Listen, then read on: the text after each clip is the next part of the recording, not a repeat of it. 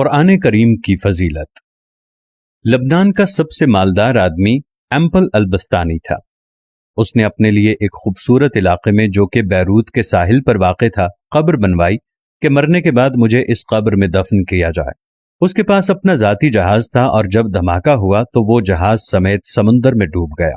لاکھوں ڈالر خرچ کرنے کے بعد اس کے جہاز کا پتہ تو چل گیا، لیکن لاش نہیں مل سکی جسے اس قبر میں دفن کیا جائے جو اس نے اپنے لیے بنوائی تھی۔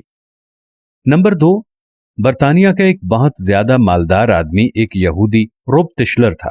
وہ اتنا دولت مند تھا کہ کبھی کبھی حکومت اس سے قرض لیتی تھی۔ اس نے اپنے عظیم الشان محل میں ایک کمرہ اپنی دولت رکھنے کے لیے مختص کیا تھا جو کہ ہر وقت سیم و زر سے بھرا ہوا رہتا تھا۔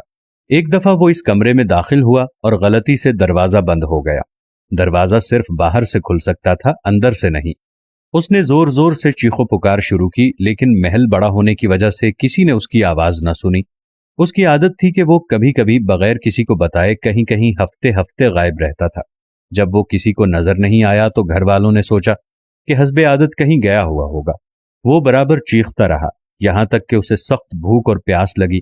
اس نے اپنی انگلی کو زخمی کیا اور کمرے کی دیوار پر لکھا، دنیا کا سب سے مالدار آدمی بھوک اور پیاس سے مر رہا ہے۔ اس کی لاش کئی ہفتے بعد دریافت ہوئی۔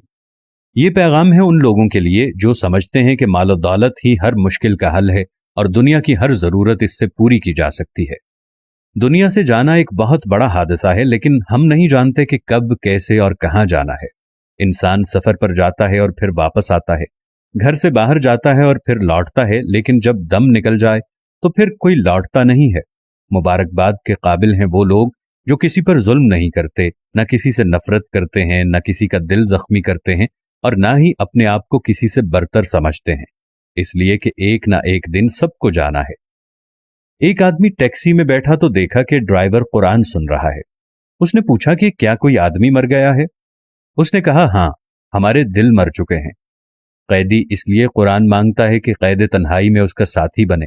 مریض ہسپتال میں اس لیے قرآن مانگتا ہے کہ اللہ اس کے مرض کو دور کرے، اور مردہ قبر میں تمنا کرتا ہے کہ کاش میں قرآن پڑھتا تو آج قبر میں میرا غمخوار ہوتا۔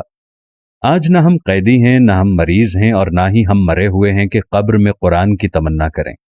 قرآن آج ہمارے ہاتھوں میں ہے، آنکھوں کے سامنے ہے، تو کیا ہمیں اس بات کا انتظار ہے کہ ہم ان مصیبتوں میں سے کسی ایک مصیبت میں گرفتار ہو جائیں اور پھر قرآن کو طلب کریں؟ اے اللہ، ہمارے قرآن کو ہمارے دلوں کی بہار، سینوں کا نور، عیوب کی پردہ پوش، نفوس کا مددگار، قبر کا ساتھی اور روز محشر میں سفارشی بنا دے، اور ہمیں قرآن پاک کے حقوق ادا کرنے کی توفیق عنایت فرما دے۔ ہمارے رب ہمیں قرآن پر ایمان لانے، پڑھنے اور اسے زبانی سیکھنے اور سمجھنے اور عمل کرنے اور دوسروں تک پہنچانے کی توفیق عطا فرما۔ میں اپنے تمام دیکھنے والوں سے یہ گزارش کرتا ہوں کہ قرآن کی قدر کیجیے۔